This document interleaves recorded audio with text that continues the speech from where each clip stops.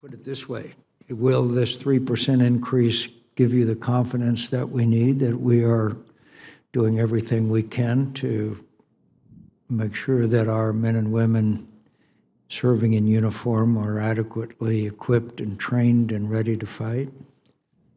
Chairman, it took a good many years to get into the hole we're in. It will not be enough in itself to take us where we need to go. It's going to be a campaign, as I laid out, that started with our request for an additional $30 billion during this fiscal year, the growth that we have in the 2018 budget, and when I get done with the defense strategy and review that, we'll be coming back to you for more, and probably along the lines of close to 5% growth, 3 to 5% growth for 2019 to 23. But no, it will not take us the whole way. It's in the right direction. It's now mid-June. Congress hasn't passed a fiscal year 2018 budget, something that should embarrass every member of the Senate and House. Neither the House nor the Senate has started drafting or considering appropriations bills because there's no resolution of the top line. This body knows what needs to be done, a bipartisan budget deal to set the budget levels, but has refused to begin such work. If we don't begin negotiating today, it's very likely the military will once again begin the fiscal year on a continuing resolution. What would be the impacts of starting this year on a continuing resolution at the Budget Control Act levels, or $52 billion less than your request? Chairman, it can only worsen the readiness situation we face now, which has been laid out starkly, I believe, by the service chiefs, if we go in with a continuing resolution.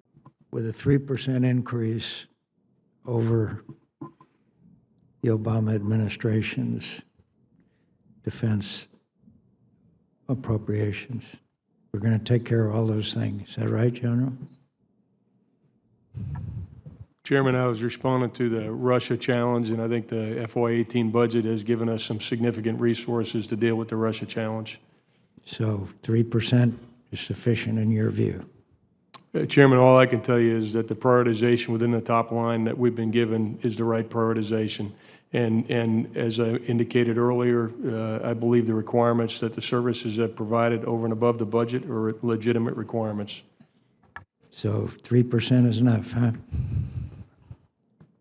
Chairman, I also stipulated that I believe we need a minimum of 3% just to maintain the competitive level we have right now. The Secretary, and I subscribe to this, has indicated we need at least 5% for several more years to come before we can be competitive.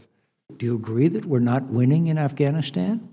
Sir, I understand the urgency. I understand it's my responsibility. We're not winning in Afghanistan right now. First conversation that you and I had was about a strategy for Afghanistan.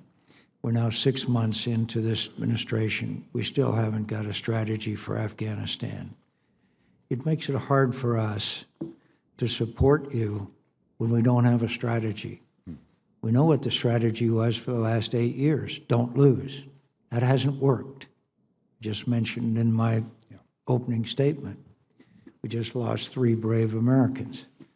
When can we expect the Congress of the United States to get a strategy for Afghanistan that is a departure from the last 8 years, which is don't lose?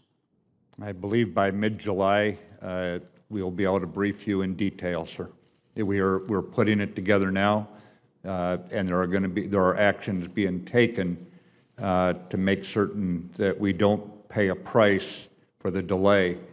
But we recognize the need for urgency, and your criticism is fair, sir.